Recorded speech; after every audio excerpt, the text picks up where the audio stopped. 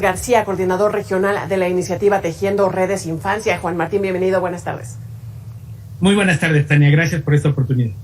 Oye, Juan Martín, sobre la mesa está este tema, que bueno, ya hemos venido hablando de esto, pero nos estamos aproximando ya 12 días para este regreso presencial a clases, que si bien se ha dicho que no es obligatorio, bueno, está sobre la mesa esto de volver o no volver a las clases presenciales en medio de la tercera ola. Y bueno, si tomamos por supuesto en cuenta que los niños son sujetos de derecho a la salud y de derecho, por supuesto, también a la educación. Ahí tienen sus pros y sus contras. ¿Tú cómo ves el tema?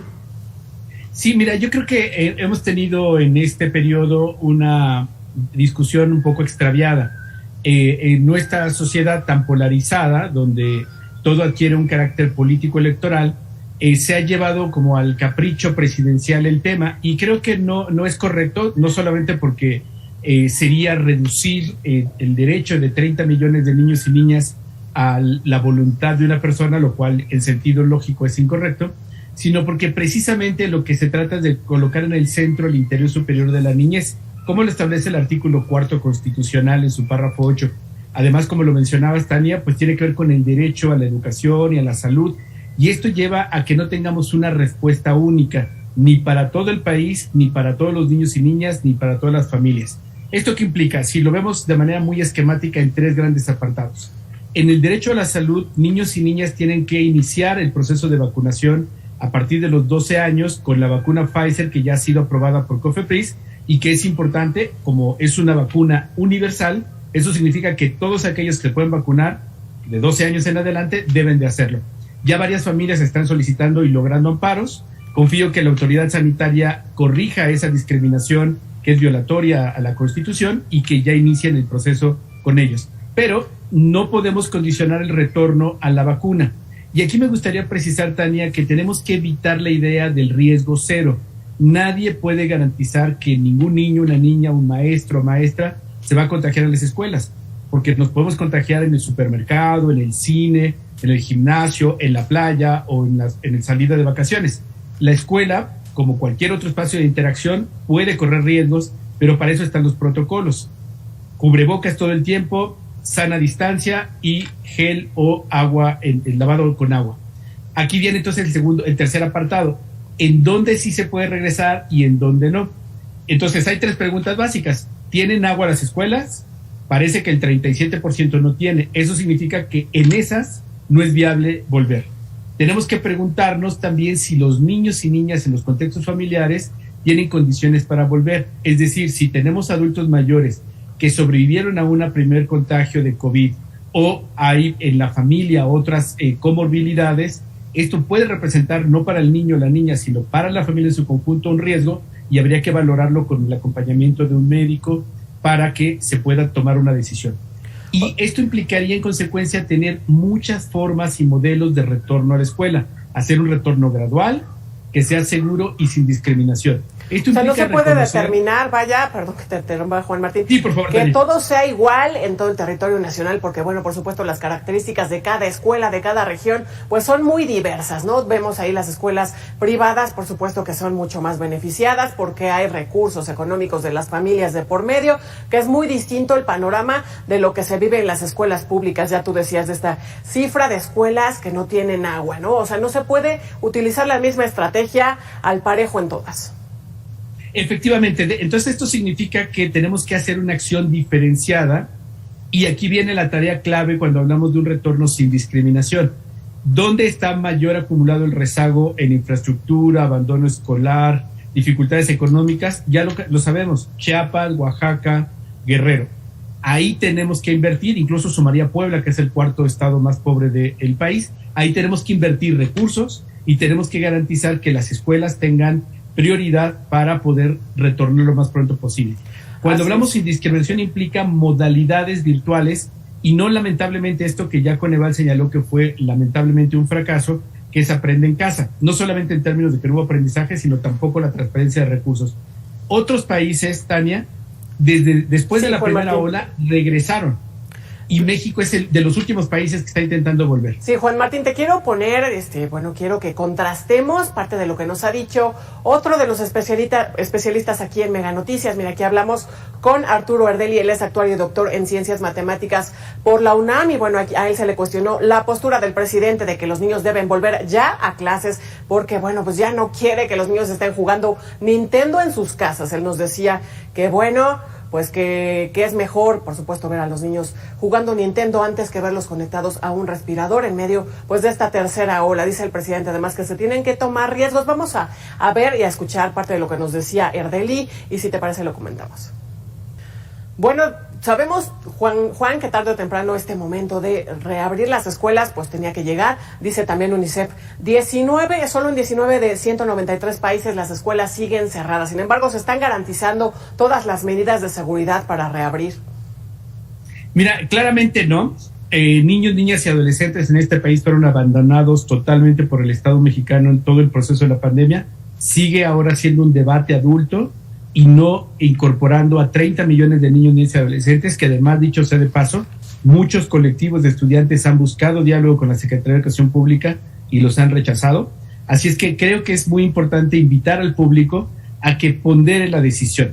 Esto significa tener información verificada, no de los memes, no de lo que circula en WhatsApp o en Facebook, sino información oficial. Organización Mundial de la Salud, UNICEF, organizaciones como la Red por los Derechos de la Infancia o Tejiendo Redes, que tenemos información actualizada, oficial y demás. Segundo, se tiene que preguntar a niños, niñas y adolescentes ellos qué están pensando. Si ellos quieren volver, tenemos que hacer el esfuerzo el mundo adulto para buscar la mejor forma de que regresen.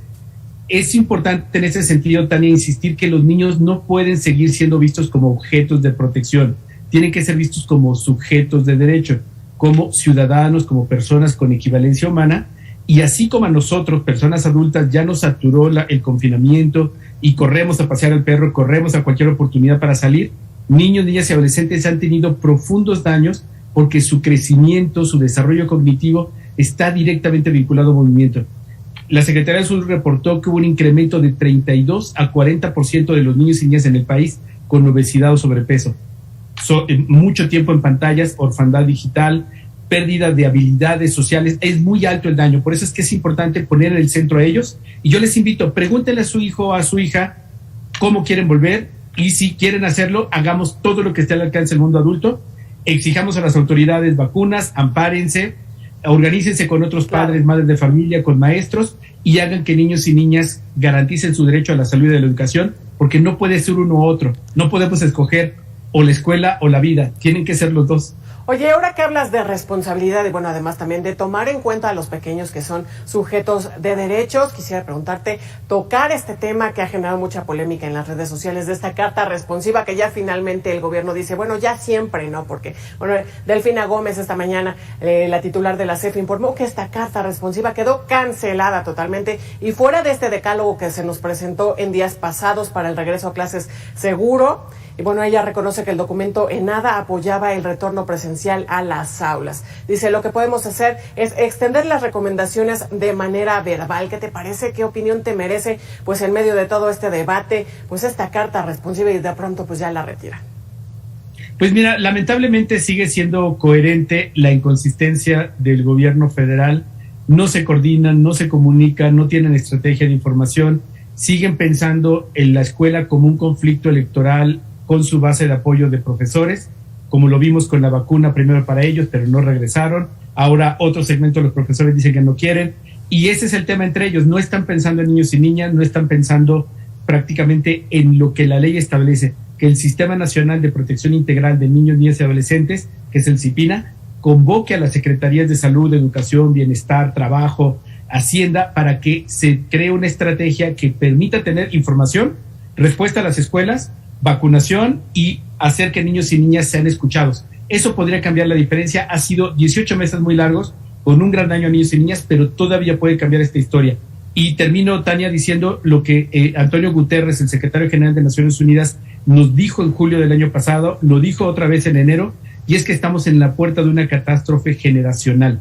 Niños y niñas que no tienen la cobertura escolar, que no tienen la protección del Estado y de sus comunidades, que son millones en este país, están en riesgo de perder su proyecto de futuro, ya sea por salud, por abandono escolar, por violencias, por embarazos. Hay muchos temas que están sucediendo y los datos que sacó Gobernación, cínicamente diría yo, porque eso ya se los habíamos documentado desde el año pasado, para argumentar por qué hay que regresar, pero sin una sola acción, y por eso es tan urgente insistir en que sea el CIPINA el que convoque ya estas secretarías, que se coordinen entre ellos y que dejemos de ver estos ridículos terribles todas las mañanas que de verdad no son propios de un Estado tan fuerte como es el mexicano. Bueno, importante, por supuesto, si se toma esta decisión de regresar, que sea totalmente de forma segura, porque como bien dices, bueno, el rezago tremendo, que mientras más lejos estén de las clases, pues es más fácil, más factible abandonar la escuela y la educación fundamental para los pequeñitos. Pero mira, mientras tanto, en el Estado de México, padres de familia están en la disyuntiva de si envían o no a los niños pues en el regreso a clases presenciales. Respecto a que ellos estén de acuerdo en las clases presenciales, se pidió que deben asumir la corresponsabilidad de cuidarse y cumplir con los protocolos, así como supervisar que la escuela cumpla con los mismos. Vamos a verlo y ya finalmente comentamos esto. Gracias. Pues de parte pues de estos padres de familia.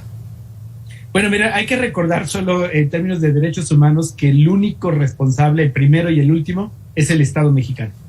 Y la familia, las organizaciones, las iglesias y todos los demás somos corresponsables, coadyuvantes para facilitar esos derechos. Y quien es titular y tiene que ser garantizado son los niños, niñas y adolescentes, que en México son 30 millones que están sin escuela. De tal manera que hay que colocar el debate en el centro de niños y niñas. Hay que insistir al Estado mexicano, gobierno federal, gobiernos estatales y municipales, que no se laven las manos, que cumplan con la ley, porque está explícita que tiene que ser primero el interés superior de la niñez, y que no nos pongan en una disyuntiva de escuela o vida, porque eso es irreal y no es cierto. Tenemos que garantizar a niños y niñas los dos derechos, pero particularmente uno, que es la participación y la escucha activa de lo que ellos quieren. Y bueno, finalmente un comentario me llamaba la atención lo que decías de los amparos, que ya estamos empezando a ver esta medida cada vez más común. Se inició allá en Oaxaca, aquí en Ciudad de México, se reportó uno ayer que se aceptó esta medida pues en busca pues de que los pequeñitos empiecen a ser vacunados. ¿Qué más podemos decir al respecto, Juan? Pues es un derecho humano que está siendo violentado porque, como comentamos en algún momento, la vacunación es universal. En México ya el COFEPRIS autorizó Pfizer a partir de 12 años y no hay ningún argumento para no vacunar a niños y niñas. Así es que yo también animo al público a que se puedan amparar. Es un amparo automático.